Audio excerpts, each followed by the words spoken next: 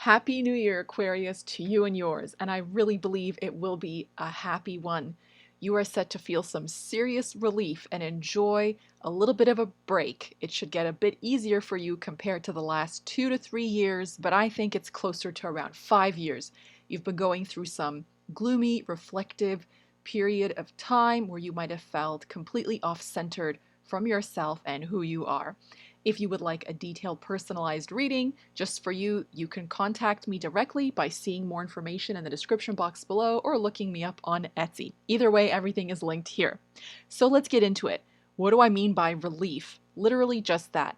Your chart ruler, Saturn, is moving out of your sign and going into your second house.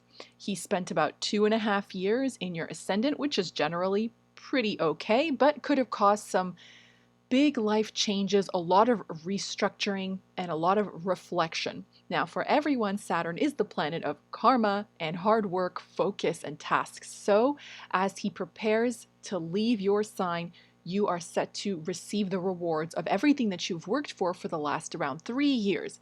This is set to take place on March the 7th. So, this springtime really will birth a new you as the nature is waking up.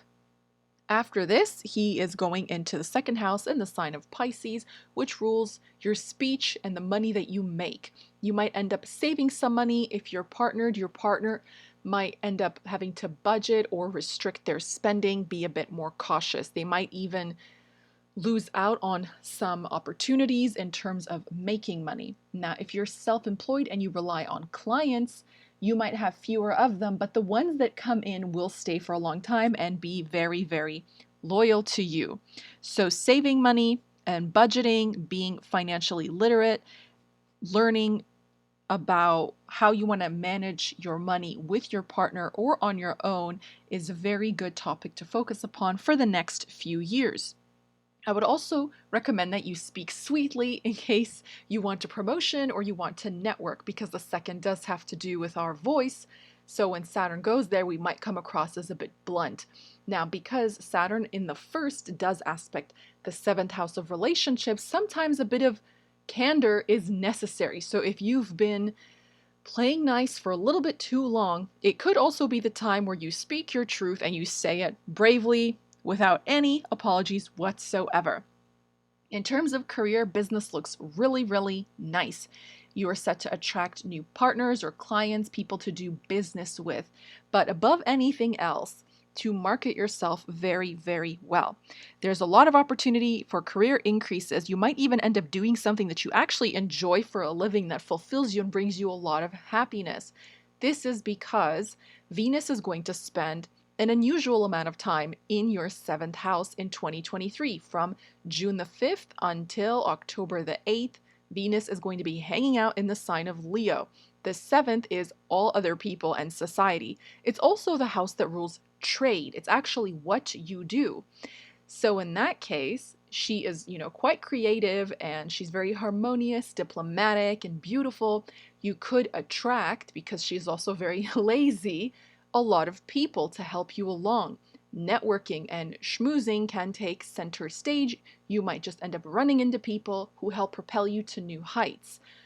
Otherwise, it can also help you negotiate better.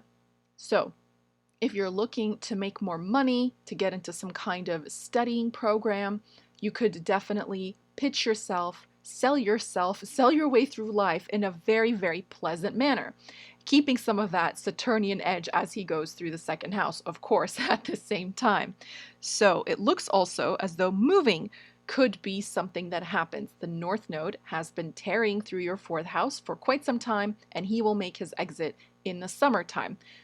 You might sell a property, leave, eventually move to a new city, move to a new country, but in terms of just moving home or making improvements to the home is looking really favorable, as Jupiter, the planet of abundance and expansion, because he is the largest planet in our solar system, will enter your fourth house of happiness. This is an incredibly good thing, a wonderful omen. The fourth is where we measure some of our happiness from. So having Jupiter there is absolutely excellent.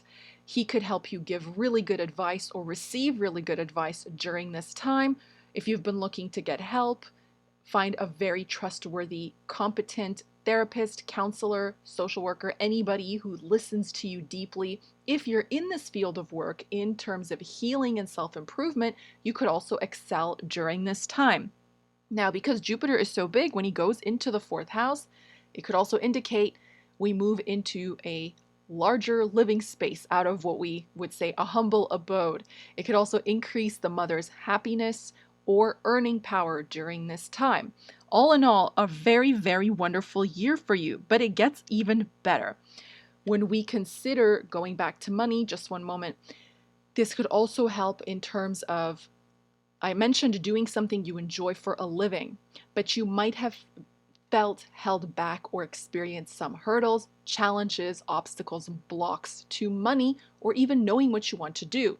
Your 10th ruler Mars has been in the same sign for quite a while, and by the time he leaves Gemini in your 5th house, it'll be a total of 6 to 7 months. He's currently retrograde as we open the year. He turns direct on the 13th of January and remains in your 5th house in Gemini until the 13th of March.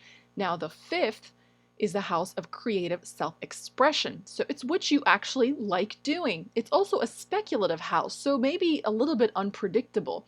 You don't really know what's going to fall into your lap, come out of the blue, or maybe even surprise you. I would definitely recommend being as even-tempered as you can when going through the interview process or looking for jobs. If something doesn't work out, just let it, because after all, Mars rules knives, so if something needs to be cut out of your life, I would say let it go.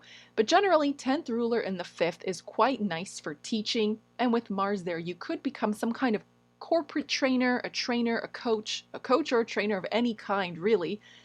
He generally does have to do with uniformed professions, amongst others, but in a creative house like this, perhaps tattoo artistry, culinary arts, or some sort of beauty, but it would have to be a bit skin deep. So it could be something like puncturing of the skin, such as tattooing of eyebrows or microneedling, poking into the face. So do some research if you're interested in taking some sort of course to excel your career this year.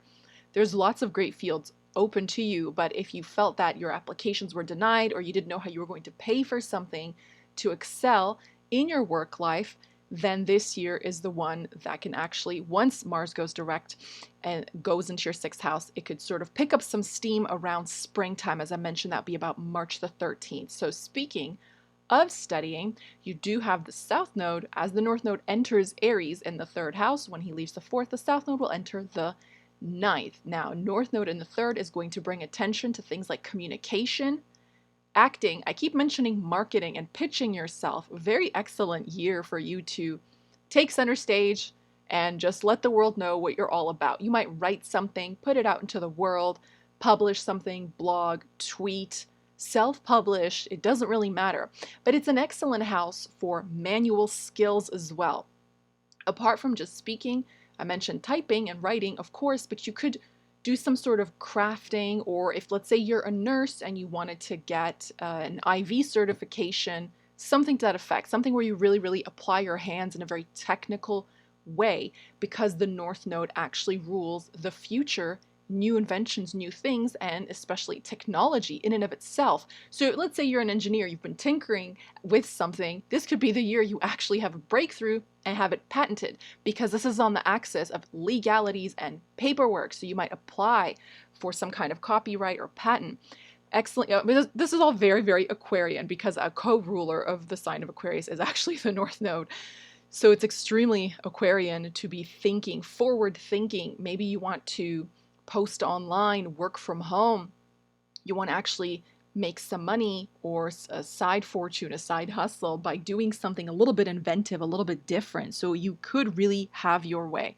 Now, I've absolutely saved the best for last, because you are the sign that's been handpicked by the divine, by the gods, by the planets, surely, to focus on love in 2023.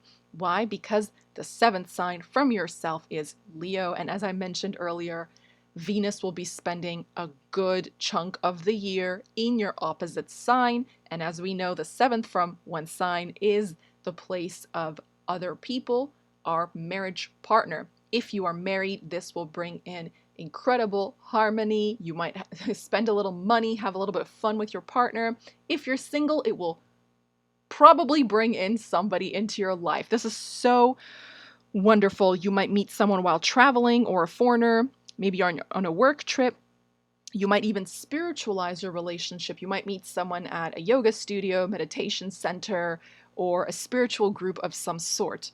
Now, if you're single and you're heartbroken, suffering from a bit of limerence, your past lover can come to you between July 22nd and September the 3rd when Venus is retrograde. If you're trying to avoid contact from a former love, then beware of those dates. Otherwise, if you meet someone during that time, do not become exclusive or make it official during a retrograde, because when Venus goes forward on the 4th of September, then it could break the bond. So just say, my astrologer told me to wait until the first week of September ends. Then I'll be your girl, or then we can make this the real deal. So definitely keep your eyes and ears open. You have been chosen for love. I wish you all the best, Aquarius. Take care and bye-bye for now.